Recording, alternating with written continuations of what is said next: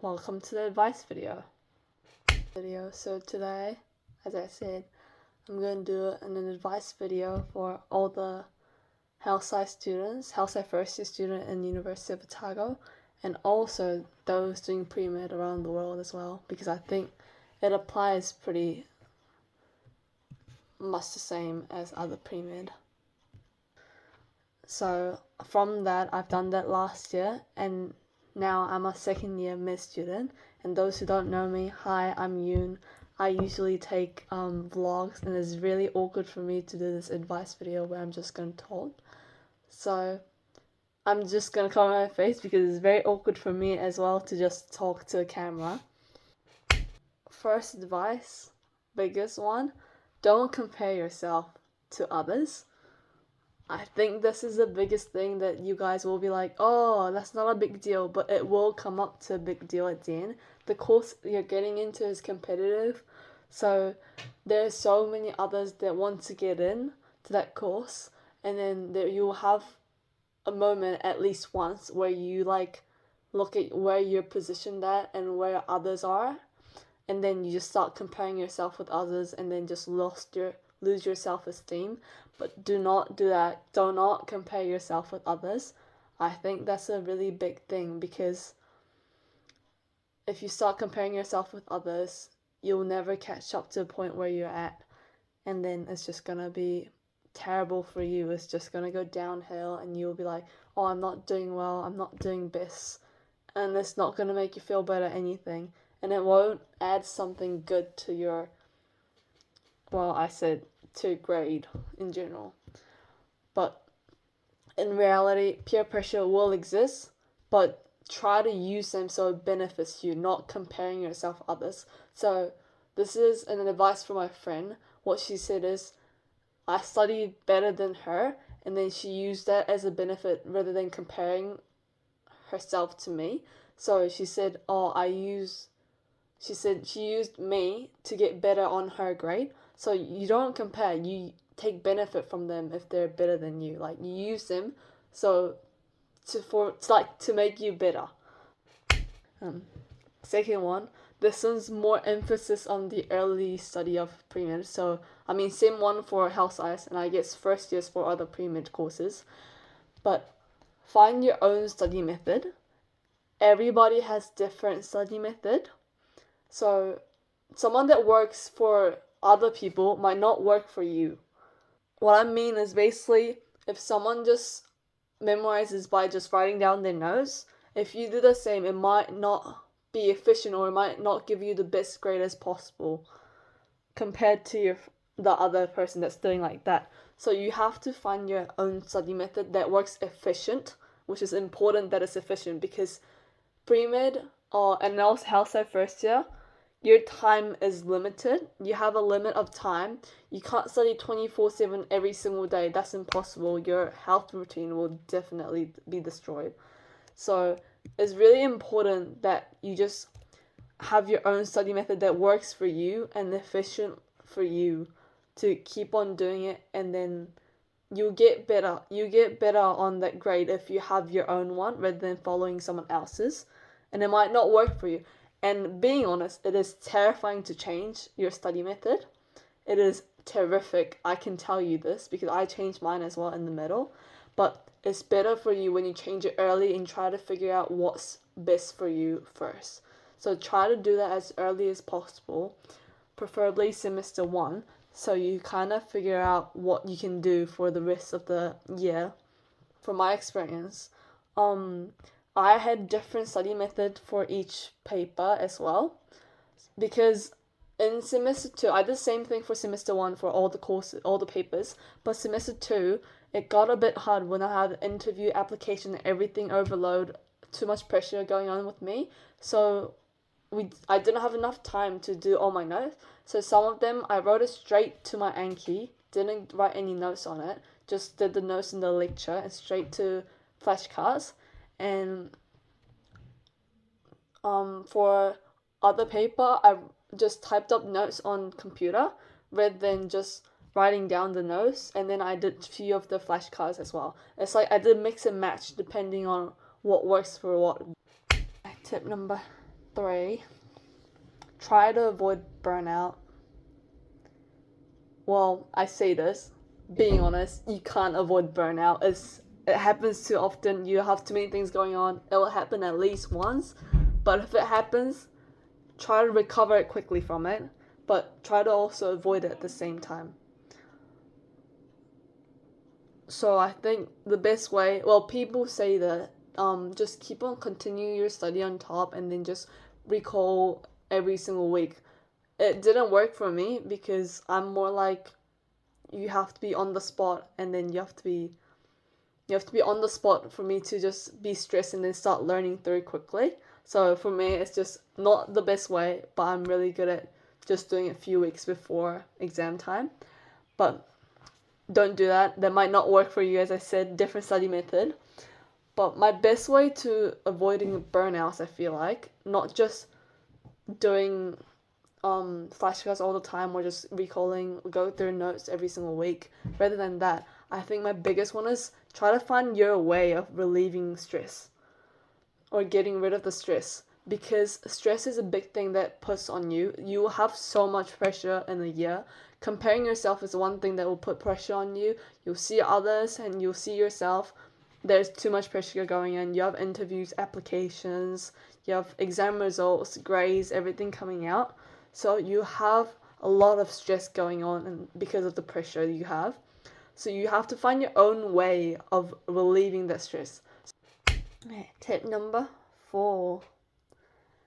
Keep healthy routine. If you have seen my all-nighter video, that is not a healthy routine. I'll be honest, that is not a healthy routine. But you may need to put on some all-nighters, but try to avoid it as best as possible, because you want to keep your healthy routine. You want to eat and have your own routine that your body works. For me, I thought that was nonsense in the first sem, but as soon as you get to exam season, you understand why we need a healthy routine, that you want to get some sleep, get some enough sleep, and then just not do all-nighters, because you have so many exams coming up within a short period of time. Like, exams will be between 2 days or something. So you want to have this routine that you wake up early so you get prepared for exam, not just like, your routine's not going to change. It's like one day a blink. That's not going to happen. So you need a routine, a healthy routine of it. Number 5. For me, this is one of the big things. So lectures, if you're out from high school, the lectures don't work like high school classes. You don't have like 30 people and you can't just pull up your hands and be like, oh, so I have a question. That is almost impossible. You can do that, but you'll stop the entire lecture, which you don't want to do.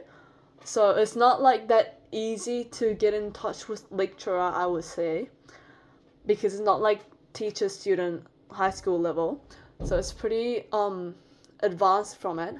But anyway, even though it's not like high school teachers, you can't ask them in the lecture, you'll be able to ask them after lecture, or like you can just email them. You can just use the Blackboard, which is just a little thing that we use to ask questions, or you can go to Q&A sessions they do. So definitely use those lecturers, because they're not unhappy to answer your question. They're always so happy to answer your question, always.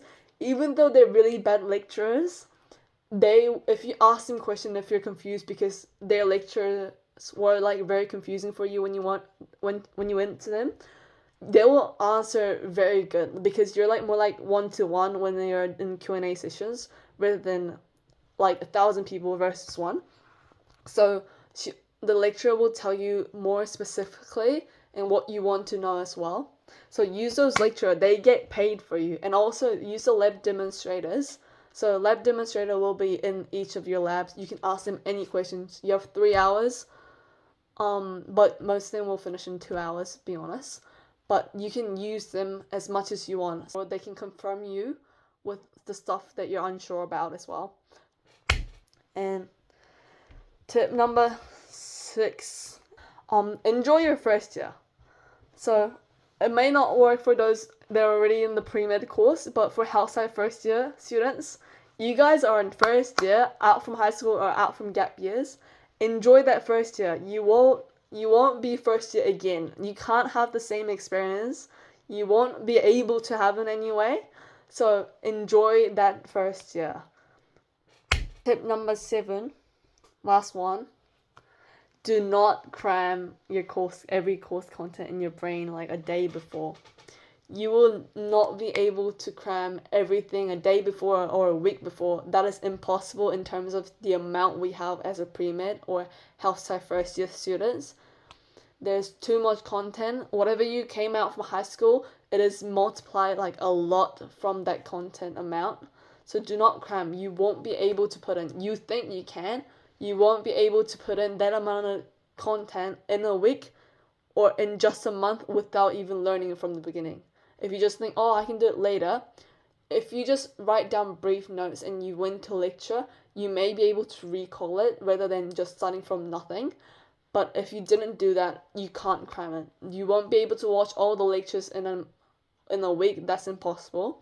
And also you won't be able to revise everything in a week. So try to prepare early or try to do some stuff beforehand going into lectures. Or going into exams, I mean. And this is all for in general, pre-med and health sci mix. Okay, this is advice only for health sci first year students that's going to the University of Otago soon, I guess, or they're already there for summer school. First thing, every single year, contents change. The course contents change. What you have to memorize may not be similar or may be different from last year or the year before. So if you're unsure what to memorize, and if you hear from your upper seniors and you're like, oh, you have to memorize this, but they didn't tell you that, just go and ask them lecturers. They will know the best, as I said.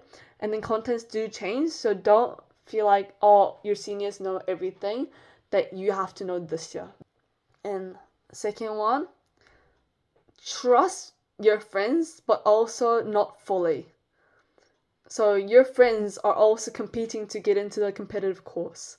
So friends are your closest enemies, but at the same time, you also have to trust them. So use them wisely, but also, I'm not saying don't make friends. I mean, you have to make friends. That's definite help. But you have to trust your friends, but you might need to keep some private information like your grades. Another tip, Sim 2 will be more stressful for you if you're health sci. So you have your interview application coming in semester 2. You also got your UCAT results back from Sem 1 break. Or mid-year break, I mean. There's few more tests and then exams tend to be closed in between. So I feel like Sem 2 is a bit more stressful than you are because you have applications, interviews, and exams, too many tests. So sometimes you may not have enough time to do everything that you did in first sem. For me, my exam routine was fully destroyed for Sem 2 because I didn't have time to do it. And then, I have to adapt to it. So you have to find your adaptability, try to fit through as fast as you can, and then try to find your way to survive it. Don't be sick for exams. So this relates to one of my advices that I gave for healthy routines, keeping it up. So you can be sick for exam. Well, it might be not intentional. You get unintentionally sick. Well, that's no worries. You have special examination on. But I mean, something like cold that's you can't avoid, try not to. But if you are stressed or anything, and then you miss it out because you're sick from it, you will have a special examination that you'll sit in January, which is way later, which is after the first round, second round offers are given. You will feel more stressed at that time. So try not to be sick unless it's you can't avoid it. It's cold or something that just comes up in a day. So try not to be sick. Keep your healthy routines up. You won't be sick for exams because you'll be stressed if you do it later. Well, thank you for watching this really boring video of me just yapping. I hope you guys enjoy your first year, health sci first years, or your pre-med course, and hopefully make into whatever you guys want to make into. Good luck for that. But thank you for watching the video. If you have any more questions, just comment down below. I'll just answer as much as possible.